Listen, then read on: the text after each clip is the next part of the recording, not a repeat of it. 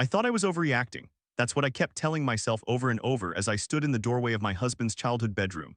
I thought maybe I was seeing things, maybe the lights were playing tricks on me, maybe I needed to blink and shake it off. But no, I saw exactly what I saw. My husband Peter was standing there with his ex-wife Allison and they were taking off each other's clothes, not like they were talking, not like they were looking for something. They were undressing each other right there in his mother's house while our son's birthday party was happening downstairs. Let me back up. My name is not important, but I'm 27. Peter is 37. We've been married for 3 years, together for 6. We have a son named Jack who is 7. Jack is not biologically mine, but I adopted him after we got married and I love him like he came from my own body. He is my son, full stop. Peter has an ex-wife, Allison, who is also 37. They divorced about a year before Peter and I met. I always knew Peter was bisexual. That never bothered me. I'm not the kind of person who gets jealous over someone's past. We all have history, but his family. They're a different story. They're pretty homophobic and they never miss a chance to remind Peter that they think he should have stayed with Allison. They say it at holidays, they say it at random dinners, they say it like I'm not even in the room. I've learned to ignore it, but it never stops stinging.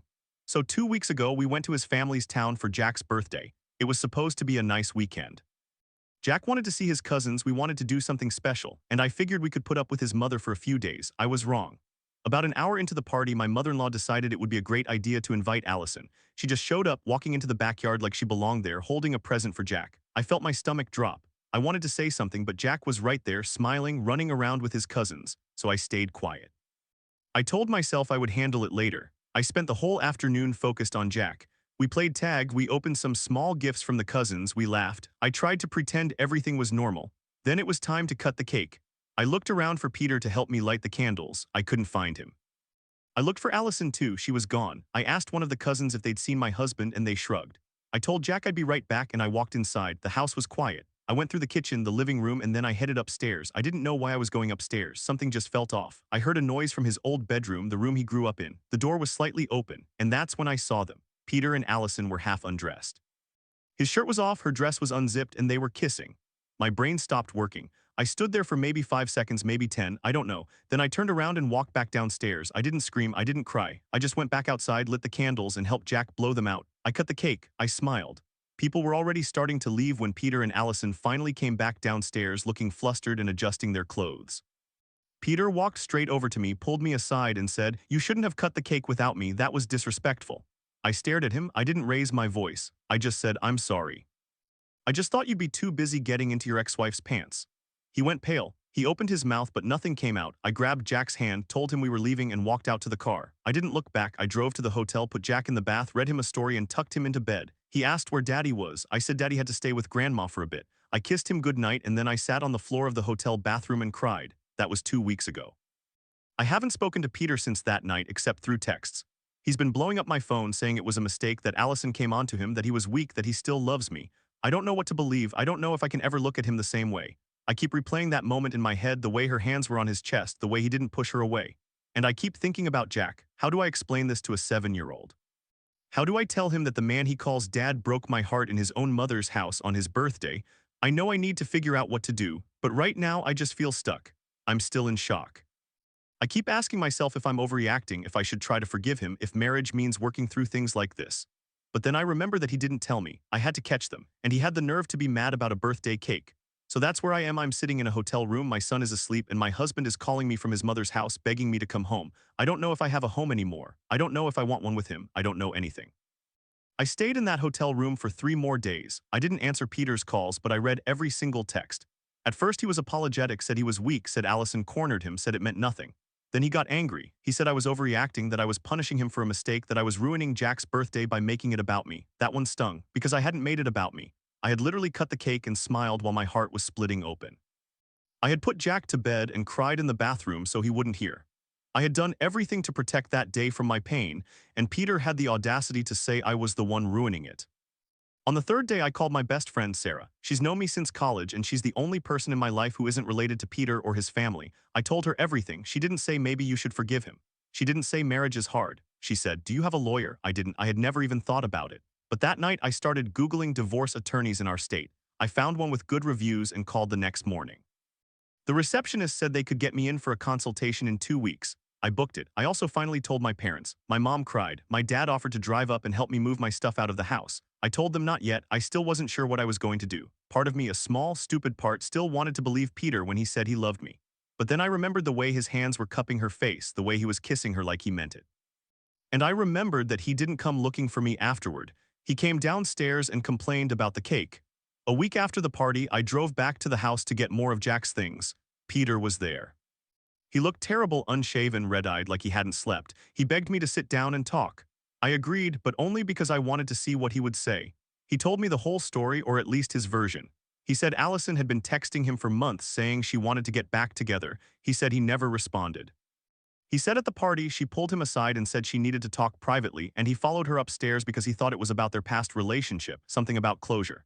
He said when they got to the bedroom, she started kissing him and he froze and then he just let it happen. He said it lasted maybe 2 minutes. He said he pulled away and told her it was a mistake. He said he was going to tell me, but then I confronted him first. I listened. I didn't interrupt.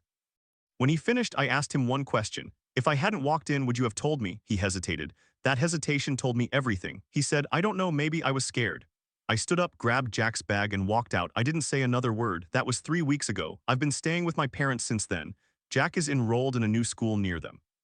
He asks about Peter sometimes, and I tell him that Daddy and I are having a grown-up problem, but we both love him very much. I don't know if that's a lie. I don't know if Peter loves Jack the way I do or if he just loves the idea of us. The divorce papers are being drawn up. I haven't signed yet, but I will. And then there's the other thing. Peter's mother called me yesterday. She said I was being dramatic, that Allison was just trying to be friends, that I was tearing the family apart. I hung up. I'm done letting them make me feel crazy. I know what I saw, I know what it meant. And I know I deserve better than a husband who fucks his ex-wife at his son's birthday party and then gets mad about the cake. But that wasn't the only insane thing that happened in my life around that time. Around the same week, my brother David called me crying. And I mean full-on sobbing. I thought someone had died. But no, it was about his wife Ella. And let me tell you, that story is almost harder to believe than mine. So my brother David is 36. He married a woman named Ella about 2 years ago. They moved fast, met, dated, engaged, married all within a year. I thought it was a little quick, but David seemed happy, so I kept my mouth shut.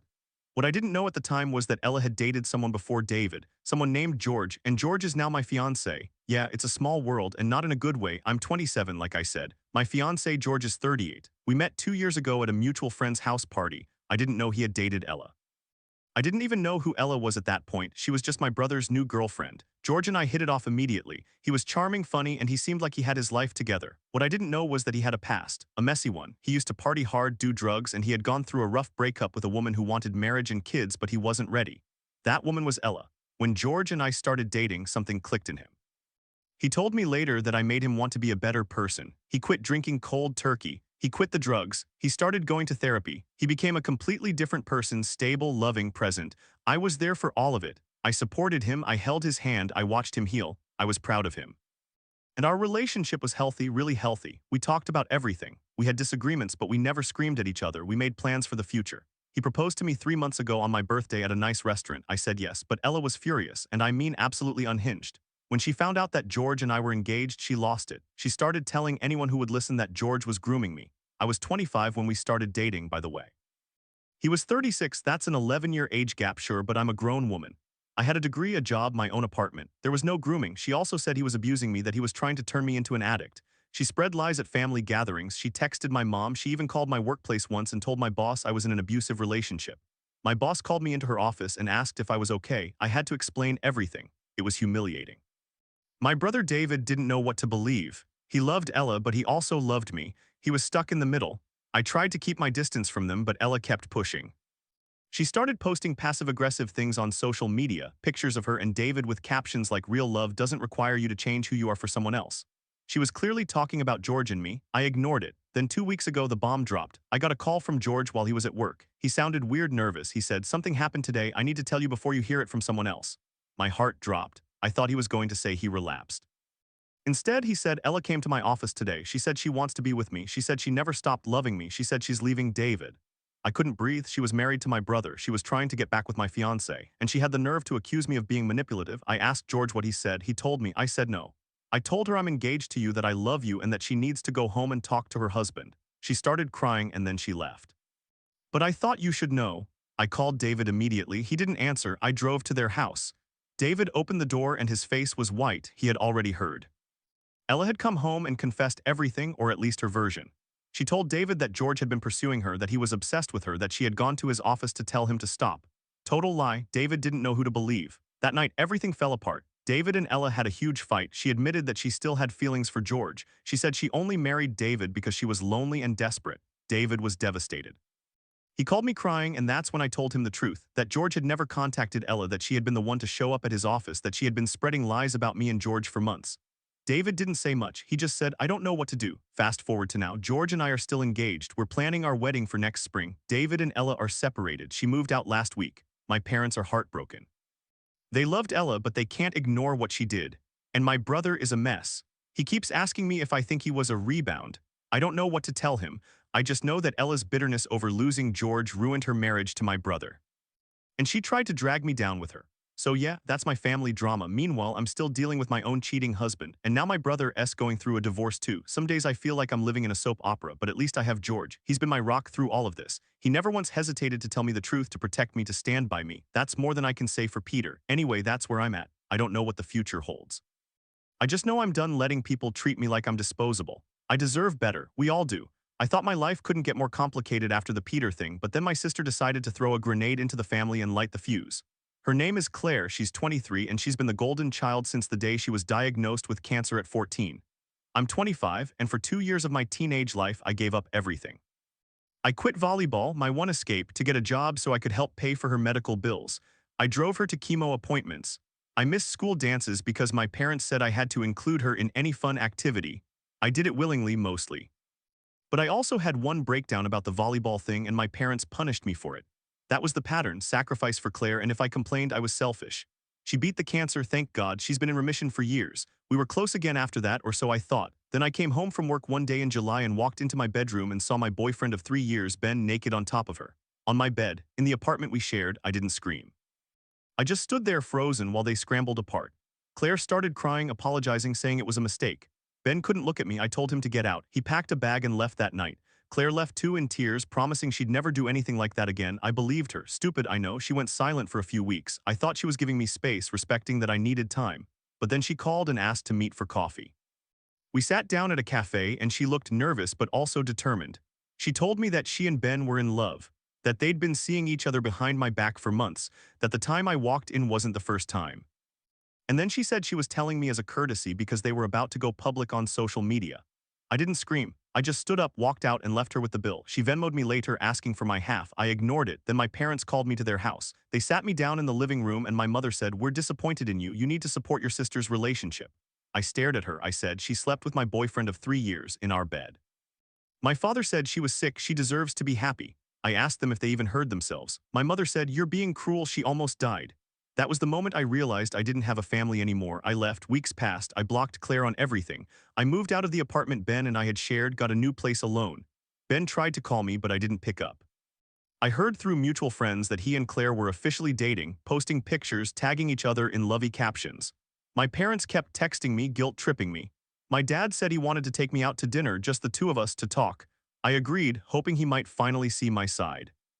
Never showed up. I sat at the restaurant for an hour. I called him 3 times. He sent a text. "Sorry, Claire needed me. Something came up." I paid for my own meal and walked home. The final straw was when I found out my parents had uninvited me from Thanksgiving. They said Claire felt uncomfortable with me there, that I was being hostile. I didn't even argue. I spent Thanksgiving alone with a frozen pizza and a bottle of wine. It's been over a year now. I haven't spoken to Claire.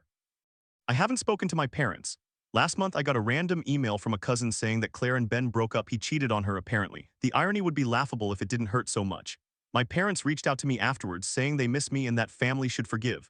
I deleted the messages. I've built a new life. New friends, new job, a cat. I'm in therapy finally, trying to untangle the guilt they installed in me. I still get angry sometimes. I still cry. But I don't regret cutting them off. You can't set yourself on fire to keep someone else warm, even if that someone had cancer. I learned that the hard way, so that's where I am now. Alone but free.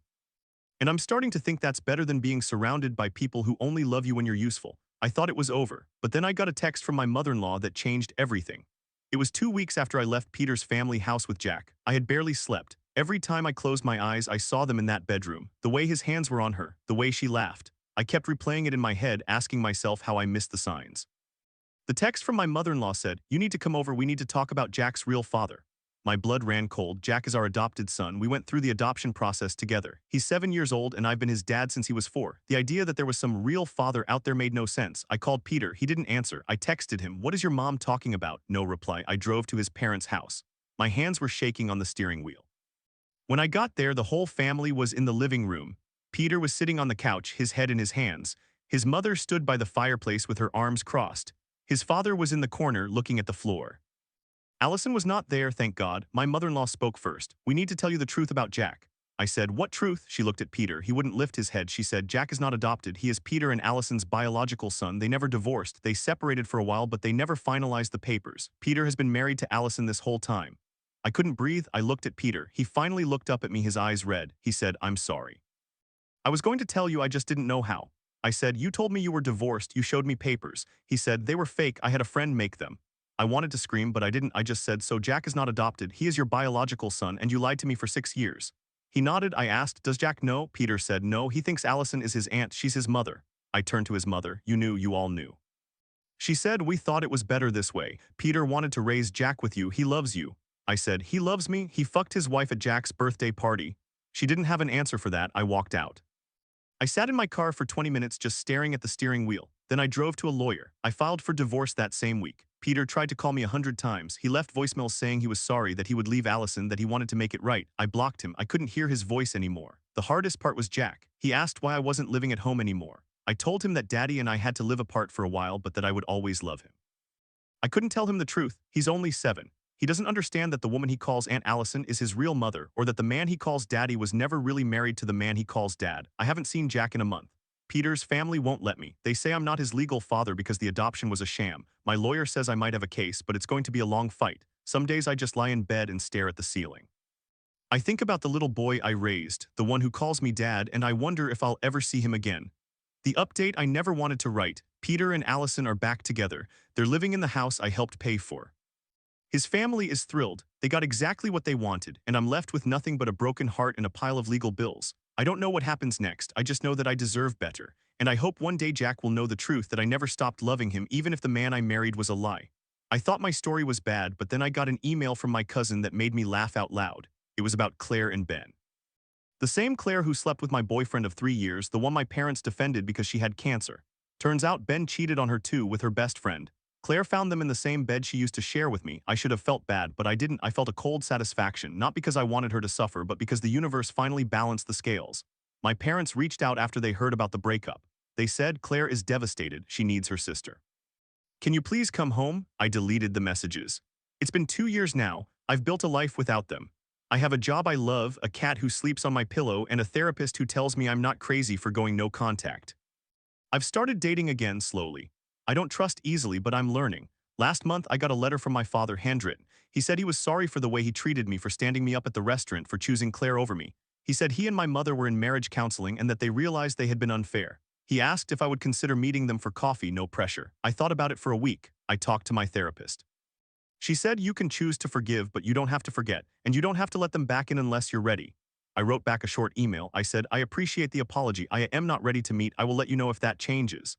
I haven't heard from them since, and I'm okay with that. Some wounds take longer to heal. Some families you have to leave behind to save yourself. I'm still standing. That's what matters. I thought I had seen it all, but then my own brother's wife became my worst nightmare. Let me back up. I'm 27, female. My brother David is 35. He married Ella about 3 years ago. I didn't know Ella before she married my brother. She seemed nice enough at the wedding, a little intense, but what do I know? I was just the bridesmaid. Then I met George. George is 38. We started dating 2 years ago when I was 25. He was sober, going to therapy, building a new life. I didn't know he had a past with Ella. How could I? She never mentioned him. My brother never mentioned him. It wasn't until about 6 months into our relationship that I found out. I was at a family dinner at my parents' house.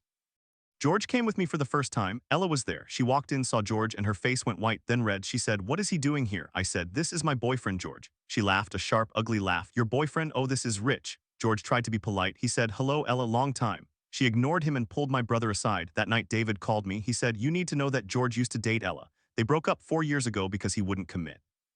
She was really hurt. "Are you sure this is a good idea?" I said, "That was years ago. He's a different person now, and I love him." David sighed. He said, "Just be careful." Ella is still bitter. I didn't think much of it at first, but then the lies started. Ella told my parents that George was a drug addict, that he was using again, that I was being manipulated. She told them I was being groomed. She kept using that word. He's 12 years older than her, she said. He's a predator. My parents were worried. They asked me to break up with him. I refused. George had quit drinking and drugs before we even met. He was in therapy twice a week. He had a stable job. He treated me with more respect than any man I had ever dated. I wasn't about to throw that away because of his ex's jealousy. Ella escalated. She started messaging my friends on Facebook, telling them that George had cheated on her, that he had given her an STI, not true, that he was abusive. She created a group chat with my brother, my parents, and my cousins, calling me a fool. David tried to defend me, but Ella had him wrapped around her finger. He said, "She's my wife, I have to support her." I stopped going to family events. I couldn't stand being around her. Every time I saw her, she would make snide comments. "Oh, still with the old man? Or did he show you his rap sheet yet?" It was exhausting. Then George proposed. He took me to a quiet Italian place, the one where we had our first date. He got down on one knee. I said yes. I was so happy I cried. We posted the news on social media, and that's when everything blew up. Ella saw the engagement post. She called my brother hysterical. She said, "He's doing this to hurt me. He knows I can't stand you being with her. He's mocking me." David told me later that she had thrown a plate at the wall. I didn't care. I was engaged. I was happy. But then Ella went nuclear. She sent a message to George's mother pretending to be me. She wrote, "I have doubts about George. He's been moody lately. I think he's using again." George's mom called him, worried. He had to calm her down, explain that it was a lie. That's when we realized Ella was not just bitter, she was dangerous. I confronted her at my parents' house. I said, "Stop lying. Stop trying to ruin my life." She said, "You stole my ex. You knew he was mine. You're just a little homewrecker." I said, "He was never yours. You dated for 6 months. He didn't want to marry you. That's not my fault." She slapped me right across the face in front of my mother. My mom just stood there frozen. David was in the other room. He came running when he heard the slap. My brother asked me to leave. He said, "You're causing too much drama. Ella is pregnant. She's stressed." I said, "She slapped me and you're asking me to leave." He said, "She's my wife. Please just go." I left. I didn't speak to my brother for months. My parents took Ella's side. They said, "Family comes first. You need to let go of this grudge." I said, "She assaulted me and you're asking me to let it go." They didn't have an answer. George and I decided to have a small wedding, just a few friends, no family. We got married at the courthouse. I wore a white sundress. He wore a blue suit. We had lunch at a diner afterward. It was perfect. The update, Ella had a baby girl. My brother sent me a photo. I deleted it. I haven't seen any of them in over a year. George and I are happy. We bought a house. We have a dog. His family accepted me completely. His mom calls me her daughter. My parents send me Christmas cards. I throw them away. I don't know if I'll ever reconcile with my brother. I doubt it. He chose a woman who lied, manipulated, and assaulted his own sister. That's not the brother I grew up with. I miss him sometimes. But I don't miss the drama. I don't miss feeling like the enemy in my own family. So yeah, I'm the one who got my SIL banned from family events, and I don't feel guilty, not even a little. She made her bed, now she can lie in it. I thought that was the end of family drama for me, but then I got a call from my mother last week. She was crying. She said Ella left David. She took the baby. She said she never loved him. She just wanted a father for the child. I didn't say I told you so. I just said, "I'm sorry, Mom." She said, "David is a mess. He needs you." I said, "He knows where I live. He hasn't called yet. Maybe he will, maybe not. I've learned that blood doesn't make family, loyalty does, and I'm done giving mine to people who don't deserve it." I never thought I'd have to worry about my husband cheating on me with his ex-wife, but that's exactly what happened at my son's birthday party. I'm 27, male, and I've been with my husband Peter for 6 years, married for 3. He's 37. Before me, he was married to a woman named Allison for about 5 years. They divorced a year before we met, and he came out as bisexual after. I never had an issue with his sexuality or his past. Allison was just part of his history. We have a son, Jack, who's 7. Peter adopted him after we got married, and I love that kid like he's my own blood. The only problem is Peter's family. They're pretty homophobic, and they never stopped pushing him to get back with Allison. Every holiday, every phone call, it was always, "When are you coming to your senses? And Allison misses you." Peter always brushed it off, but I could tell it wore on him. Last month was Jack's birthday. We decided to celebrate at Peter's parents' house since they lived in a nice town with a big yard and the cousins could play. I was nervous because of the family dynamic, but Jack was excited, so I agreed. We drove down on Friday, stayed at a hotel to keep some distance. Saturday morning, we went to the house. The party started around noon. There were maybe 30 people, aunts, uncles, cousins, neighbors. I spent the whole time with Jack playing tag, helping him open presents, eating way too much cake batter off the spatula. I thought it was going well. Then I noticed Peter wasn't around. It was almost time for the cake. I asked his mom, "Where's Peter?" She just smiled and said, "Oh, he's around, don't worry." Something felt off, but I didn't want to cause a scene. I went inside to look. I checked the kitchen, the living room, the backyard again, no Peter. Then I heard a noise from upstairs. I followed it to Peter's old bedroom, the one he grew up in. The door was slightly ajar. I pushed it open. I saw them, Peter and Allison. They were half naked, fumbling with each other's clothes. His back was to me, her face was flushed. They hadn't seen me yet. I stood there for maybe 3 seconds, frozen. Then I turned around and walked out. I didn't scream. I didn't cry. I just went back downstairs and cut the cake with Jack. I sang happy birthday, I watched him blow out the candles, I helped him open the last few presents. My hands were shaking the whole time. About 30 minutes later, Peter and Allison came back downstairs. They acted like nothing happened. Peter pulled me aside into the kitchen, his face was red. Why did you cut the cake without me? That was disrespectful, I'm the father, I should have been there. I looked at him, I said very calmly, I'm sorry, I just thought you'd be too busy getting into your ex-wife's pants. His face went white, he opened his mouth but nothing came out. I took Jack's hand, grabbed our bags and walked out, I didn't look back. At the hotel, I put Jack to bed. He was tired and happy, didn't notice anything wrong. I sat on the bathroom floor and cried. Peter called my phone 17 times that night, I didn't answer. I texted him one thing, I saw you, don't come near me. The next morning I drove Jack back to our house 2 hours away. Peter showed up that evening. He was crying, begging, saying it was a mistake, that Allison had come on to him, that his family pressured him, that he would do anything, therapy, counseling, anything. I said, you took your clothes off, you didn't stop, I saw you. He said, I love you, I never stopped loving you, I just got confused. I said, you need to leave, Jack doesn't need to see this. He left, I called my parents. They were furious, my dad wanted to drive over and punch Peter. They told me to come stay with them, I didn't, I had to keep Jack's routine. I filed for divorce the next week. Peter's family did what they always do, they called me, his mother said, you're overreacting, it was a moment of weakness, Peter needs a woman, you can't give him that. I said, he's married to me, he's supposed to be faithful. She said, you're being dramatic, Allison is a good girl, she would never break up a marriage. I hung up, they called Jack's school, tried to talk to him, I blocked their numbers. The hardest part was Jack. He loved Peter, Peter was his dad, I had to tell him that daddy made a mistake and needed some time alone. He cried, I felt like I was ripping his family apart, but I couldn't stay with someone who would do that to us. The divorce took 4 months. Peter signed everything without a fight, the house, the car, custody of Jack. He said he still loved me and hoped I would forgive him. I said, I don't think I can. He sent me letters, emails, texts. He said he was in therapy, that he cut off his family, that he would never talk to Allison again. I didn't respond, I couldn't. Every time I saw his name, I saw them in that bedroom. It's been 6 months now, Jack is doing better. He's in a new school, made new friends, I'm in therapy too. My therapist says I'm allowed to feel angry, betrayed, sad, all of it. I'm starting to date again, just casual coffee with a guy from the gym. I'm not ready for serious, but I'm getting there. Peter still texts me sometimes. Last week he wrote, I miss you, I miss Jack, I will never stop loving you. I didn't reply. I deleted the message. Some people say I should forgive him for Jack's sake, but I don't think Jack needs to see me pretend everything is okay when it is. He needs to see his father respect boundaries, and Peter hasn't earned that yet. Maybe he never will. I'm not waiting around to find out. I have a son to raise and a life to rebuild. That's enough. I thought I'd seen every kind of betrayal in the book. But when my stepsister, the one I practically raised, slept with my boyfriend, I learned there's always a new low. I was 25 when it happened. My stepsister, let's call her Marie, was 23. We lived together since I was 4 and she was 3 when our parents got married. We were close. I mean really close, she was my little sister in every way that mattered. Then she got cancer when she was 14, ovarian cancer. It was brutal, she was sick for 2 years. I quit my after-school stuff volleyball, which I loved, to work a part-time job at a diner so my parents could afford her medical bills. I drove her to chemo appointments. I held her hair back when she puked. I gave up school dances, sleepovers, all of it. I didn't complain, well, I did about volleyball, but I was 14 and my parents punished me. The point is, I sacrificed a lot, and I did it willingly because I loved her. She went into remission at 16, full recovery, thank God, but the dynamic never really changed. Marie was the golden child. My parents still tiptoed around her, still treated her like she was fragile. I went to college, got a degree, started my life. That's where I met Ben. We fell in love, moved in together after graduation, and were serious for 3 years. I thought we were going to get married. One day in July, I came home early from work. I walked into our bedroom and there they were. Ben and Marie in my bed. I stood there for maybe 2 seconds. Then I turned around, went to the living room and sat down on the couch.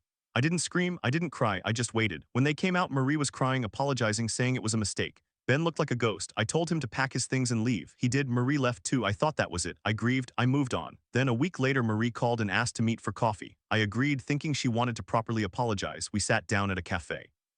She told me calm as anything that she and Ben were in love, that they'd been seeing each other for months, that they were telling me as a courtesy before they started posting on social media.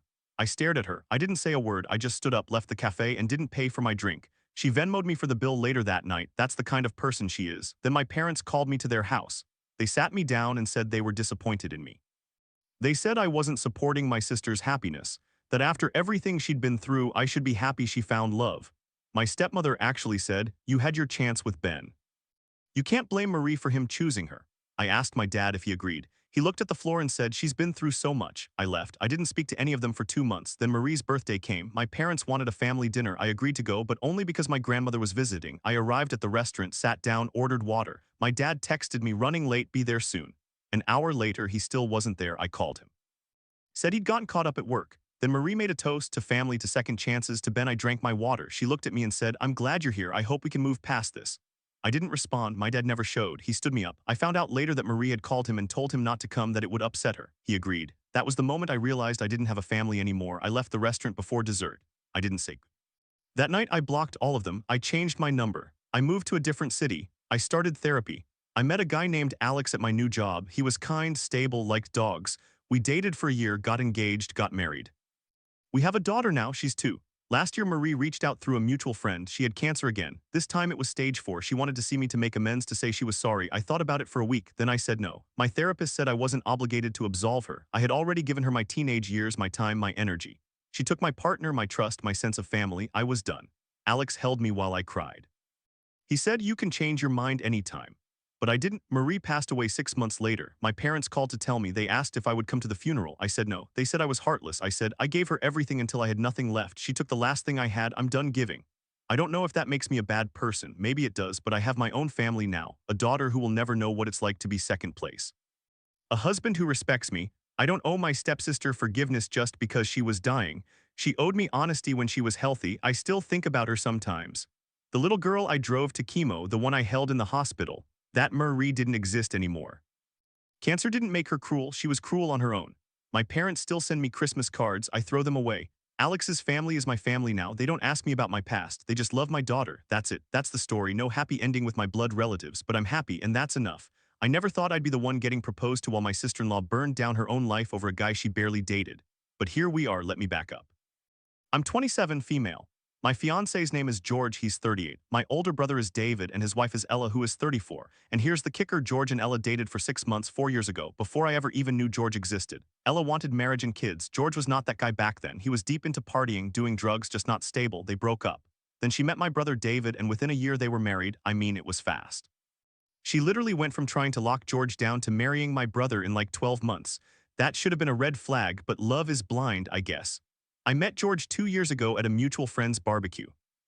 I had no idea he was Ella's ex. We hit it off. He was charming, funny, but I could tell he had baggage. He didn't hide it. He told me about his past, the drugs, the drinking, and said he was working on himself. I admired that. We started dating and he changed completely, quit everything cold turkey, started therapy, became the most stable, present partner I've ever had. I was with him through every step of his healing, and I'm proud of him. Ella found out we were together. She lost her mind, like full-blown meltdown. She started telling everyone that George was grooming me.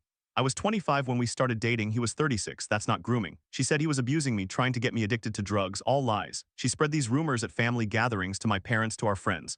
My parents believed her at first because they thought she was just being protective. But I showed them texts, photos, proof that George was clean and good to me. My mom started coming around. My dad was more skeptical. David, my brother, was stuck in the middle. He loved Ella, but he also saw how she was acting. She'd cry and say she was just worried about me. I knew it was jealousy.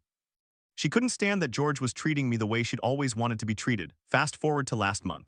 George and I had been together 2 years. He asked me to go on a weekend trip to the coast. I thought it was just a nice getaway. We had dinner at this little seafood place, walking on the pier afterward. He got down on one knee right there with the sunset behind him. The ring was simple, a small diamond, exactly what I'd always said I wanted. I said yes, obviously. I was shaking. We called our families that night. When we told my parents, my mom cried happy tears. My dad gave a grudging congratulations. When we told David, he said he was happy for us, but his voice was flat. Then Ella got on the phone. She didn't say anything for a few seconds, then she just screamed, "You stole my life," and hung up. That was when everything changed. Ella started texting George nonstop. Old numbers, new numbers, even his work email. She sent him screenshots of old photos from when they dated, saying, "Remember this? You ruined everything." He blocked her, but she made new accounts. She called my parents and told them George was only marrying me for a green card. He's American, I'm American. That made zero sense. Then she called my workplace pretending to be a prospective client and told my boss I was involved in a drug ring. My boss almost fired me until I showed him the police report I filed that morning. Yes, I filed a police report. Ella was stalking. I have evidence of over 30 calls in one night. David finally confronted her. He came to our apartment looking exhausted. He said Ella had been crying for days, saying I was out to destroy her. He asked me if I could talk to her, maybe smooth things over. I said, "David, she's been harassing me, my fiancé, my employer. She needs help, not a coffee date." He said she was just hurt. I said she dated George for 6 months 4 years ago. That doesn't give her a claim on his future or mine. David didn't speak to me for 2 weeks. Then my dad called. He said the family was having a meeting. I went, George stayed home. When I got to my parents' house, Ella was there, sitting on the couch with a box of tissues. David was beside her, holding her hand. My mom looked like she hadn't slept. My dad started talking about family unity, about forgiveness, about how Ella had made mistakes but she was sorry. I looked at Ella. She wasn't crying. She was staring at me with this cold, calculated look. I said, Dad, did you see the police report? Did you see the messages she sent to my boss? Ella spoke up. I was just scared for you. George is a manipulator. He did the same thing to me. I lost it. He didn't marry you, Ella. He didn't propose to you. He got clean for me. That's what you can't stand. David stood up. That's enough. She's my wife. I said, then you need to handle your wife, because if she contacts me or George one more time, I'm pressing charges, and I'm not coming to any more family events with her there. My mom started crying. My dad said I was being unreasonable. I left. The next week, George and I went to the courthouse to get our marriage license. We were planning a small wedding in 6 months, but after everything, I wanted to just do it. We set a date for a month later. I invited my mom, my dad, David, but I said Ella was not welcome. My dad said he wouldn't come without her. David said the same. My mom came. She sat in the front row, crying happy tears again. My best friend was my witness. George's brother was his. After the ceremony, we had dinner at a small Italian place. My mom told me that David had left Ella. She said he finally saw the texts, the lies, the harassment. He'd filed for divorce. Ella was banned from all family gatherings. My dad was furious at first, but then he saw the evidence too. He apologized to me over the phone. I said I appreciated it, but I wasn't ready to see him yet. It's been 3 months now. George and I are married. We're expecting our first child, a little girl due in July. David is in therapy working on himself. He calls me every week. My dad is trying to rebuild our relationship, but it's slow. Ella is out of the picture. I don't know where she is and I don't care. Sometimes I think about how weird it is that a 6-month relationship from 4 years ago could cause so much damage. But jealousy doesn't need a reason. It just needs oxygen. I'm happy now, that's all that matters. I thought that story was the worst of it, but my family had another layer of trash waiting for me. Let me back up even further. I'm 25, female. My stepsister, let's call her Marie, is 23. Our parents got married when I was 4 and she was 3. We grew up together, shared a room for a while, the whole deal. We were close, like really close. I loved her. Then she got cancer when she was 14. It was brutal. 2 years of chemo, radiation, hospital stays, the whole nightmare. My parents became shells of themselves. They asked a lot of me. I quit my high school volleyball team, threw a tantrum about it, got punished, but I got over it. I got a job at 16 to help with medical bills. I drove her to appointments. I gave up dances, parties, everything fun. I did it willingly mostly. I loved her. She survived, made a full recovery. We all breathed again. I went to college, met a guy named Ben when I was a junior. We fell hard, moved in together after graduation. 3 years of living together, building a life, talking about marriage. I thought he was the one. July came. I walked into our bedroom after work early, something about forgetting my phone, and I saw him, fucking Marie, on our bed in our apartment. I didn't scream. I don't know why. I just stood there for a second, then turned around and walked to the kitchen. I sat at the table and stared at the wall until Ben came out, shirtless, stammering. I told him to pack his shit and leave. He did. Marie cried and apologized at first. I thought she meant it. I needed space from everyone, so I didn't talk to her for a month. Then she called and asked to meet for coffee. I thought maybe she wanted to really apologize. Instead, she sat across from me at this little cafe and said she and Ben were in love. They were telling me as a courtesy before they started posting photos online. I left, didn't pay my portion of the bill. She Venmo'd me later asking for the money. My parents called me to their house. They told me how disappointed they were that I wasn't supporting Marie's relationship with Ben. They brought up her cancer, how fragile she was, how I should be happy she found love after everything she went through. My dad said she almost died and you're upset about a boyfriend. I said, she fucked my boyfriend of 3 years in our bed. That's not a boyfriend issue, that's betrayal. My mom said she's sorry, can't you forgive her? I asked if Ben had ever come to family events. Yes, they liked him. I asked if they saw this coming. They said no. I asked if they'd be okay if I dated Marie's ex. They got quiet. A week later, my dad called and said he wanted to take me to lunch, just the two of us. I waited at the restaurant for 45 minutes. He never showed. I called him. He said Marie was having a bad day. I couldn't leave her. That was when I knew I was never going to be the priority. Marie's cancer had made her untouchable. She could do anything and they'd call it survival. I went no contact for 6 months, blocked everyone, moved to a new apartment, focused on work,